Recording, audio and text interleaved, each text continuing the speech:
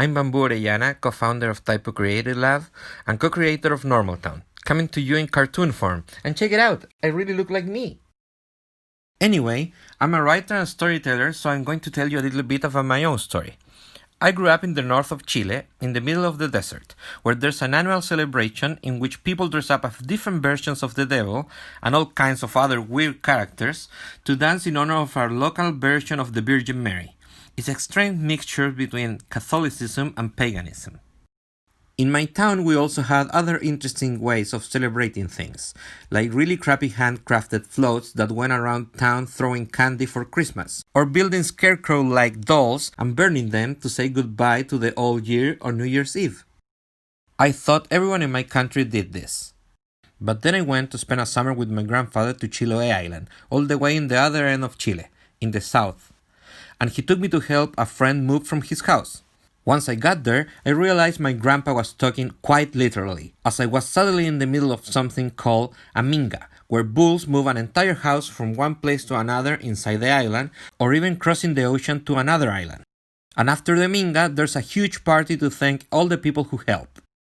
This was totally normal for them, just like the celebrations in my town were normal to me. And when I grew up, I realized these weird traditions weren't something exclusive to Chile. We have it all over Latin America. Like people who dress up as tigers once a year in some parts of Mexico to summon the god of fertile lands and rain. Or how in Brazil there are still shamans and witchcraft inside the Amazon jungle. Or this type of Bolivian architecture that looks like something out of a strange futuristic fantasy movie. And then I understood. No wonder magical realism was born here. Our Latin American identity is full of this crazy surreal stuff. With this in mind, inspired by the magical realism that surrounds us, we created Normaltown, this small city that is the true protagonist of our project. This is Normaltown, a 26 episodes, 11-minute long adventure comedy series with elements of mystery and a kids on bikes kind of vibe, for kids between 7 and 11. But hey, I let Maxi and his friends tell you a little bit more about Normaltown themselves. Hi, I'm Maxi, and these are my BFFs Margot and Turbo. Oh, and behind the camera is my little sister Stevie. Hey, I'm Stevie. So, like I was saying, you must include Normaltown in Best Cities in the World list. Normaltown has every landscape you can imagine. And you can visit the cat neighborhood, right next to Nico's video rental. Oh, hey guys. And in front of Holly's Holy Holies. Woohoo! Let's eat some holies! And besides the scenery and delicious food, the best part of our city is the diversity and kindness of the locals. We're like a big family.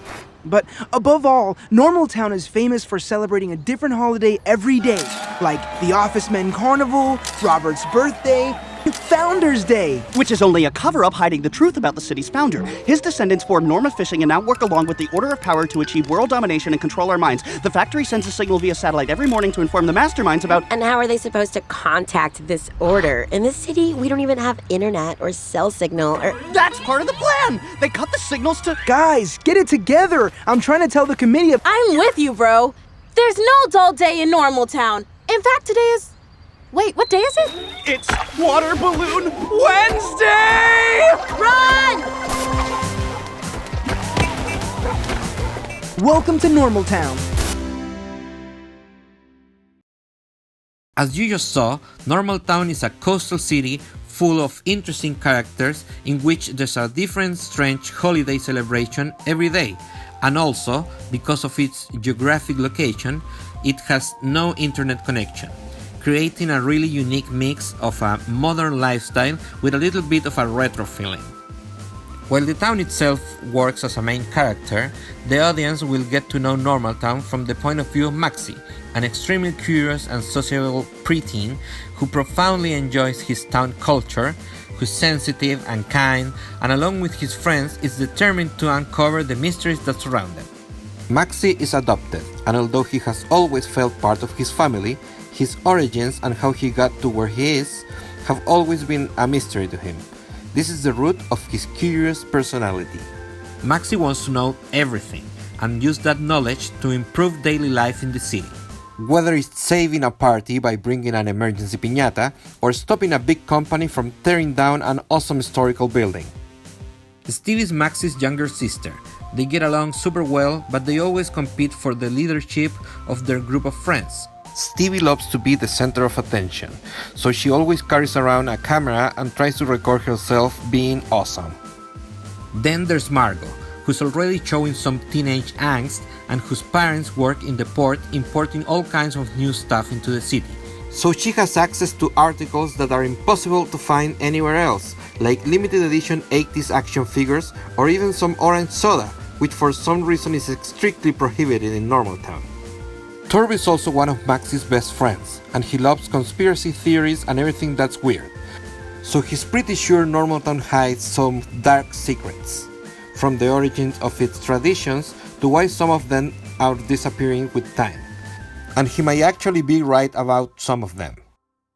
Besides Maxie's main group of friends, there are many other characters who give life to this city, like the Playground Gang, a group of kids who have taken the local playground and demand to be paid some kind of offering to play there. Or the local scouts who love nature so much that they plan to destroy modern society and giving the town back to nature. Joao, the king of the beach, who lives in a huge sand castle. The Moles, a skater crew who trains under the city. The owner of the party supply store, who has made a fortune thanks to all the local celebrations. And the members of the Norma Fishing Board, the fishing company that employs most of the people in the city and which secretly works on its plans for world domination, among many others who give life to every episode of this show. Like when Maxie and his friends decide to collect the precise pieces as indicated by an old local legend to create the perfect New Year's doll to burn and ensure they have the best luck in the world the following year. Or when one of the Norma Fishing executives decides to make public some of the plans of the evil company and, with the help of Maxie and his friends, manages to escape from persecution by the fishing board, with his house and everything. Or when the kids find out that all the mailmen in Normaltown are working together to compel people to obey them, threatening to reveal the deepest secrets, which they obviously know because they have been reading their letters. This is what Normaltown is all about. An animated adventure comedy series for kids between 7 and 11 years old, which, through a kid's point of view, tells the story of a complete city.